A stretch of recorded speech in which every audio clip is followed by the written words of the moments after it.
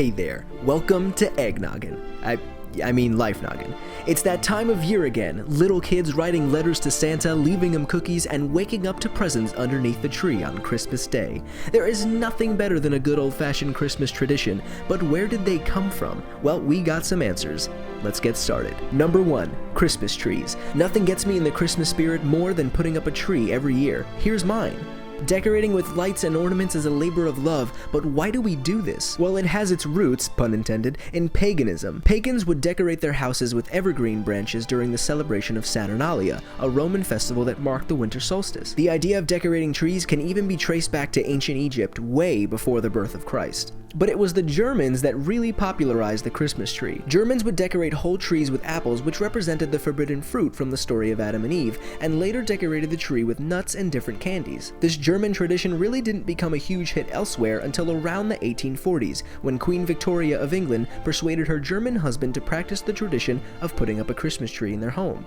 It was featured in a well-known paper, and soon after, tons of wealthy citizens were decorating their homes with this tree. The tradition spread rapidly around the world and became a staple for the celebration of Christmas. But what about the top of the tree? The star on the tree usually represents the Star of Bethlehem from the Nativity. If you put an angel on top of the tree, it most likely represents Gabriel, the angel who let Mary know she was pregnant with baby Jesus. But hey, you can put whatever you want on top of your tree because it's your tree. Although it's heavily influenced by Christian beliefs, many people of different faiths decorate their home with a tree. Number 2, there is nothing better than a beautiful Christmas tree, except for maybe the presents underneath it. But how did we decide to start exchanging gifts on this holiday? Like the origins of the Christmas tree, gift giving can be traced back to SATURNALIA. The festival included children and adults alike giving gifts to one another as a symbol of appreciation and friendship. The celebration of SATURNALIA also had people having a ton of orgies, but that's a different kind of giving. In the 4th century, the soon-to-be powerful Church of Rome took on many pagan traditions as a way of attracting more people to the church. This included SATURNALIA and some of its practices. But it really wasn't until the late 18th century where gift giving on Christmas really took off. The iconic Santa Claus, already adopted by America from the Dutch,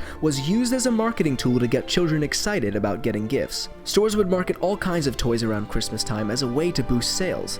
In 1867, stores like Macy's pushed their hours of operations to midnight so last-minute shoppers could purchase gifts. Leave it to capitalism to transform an entire celebration more than the Church of Rome. And number 3, pucker up, because here is my favorite Christmas tradition, the mistletoe. The Greeks praised it for its healing properties, and the Celtic Druids loved its ability to outlast the harsh winters. They gave it to humans in hopes that it would aid in fertility. I mean, the mistletoe can even be traced back to Norse mythology. The tradition of kissing underneath the mistletoe has also been linked to the celebration of SATURNALIA. Many people would kiss under the plant at the start of the celebration, and it was said to have healing powers. The mistletoe was also considered a plant of peace in Scandinavia. Enemies would declare a truce under the plant for this reason, and arguing spouses would kiss under the mistletoe to make up.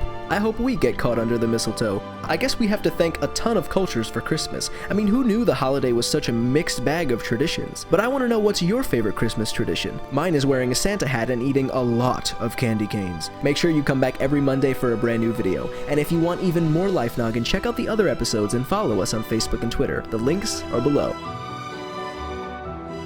I'm Blocko. This has been Life Noggin. Ho ho ho! Don't forget to keep on thinking.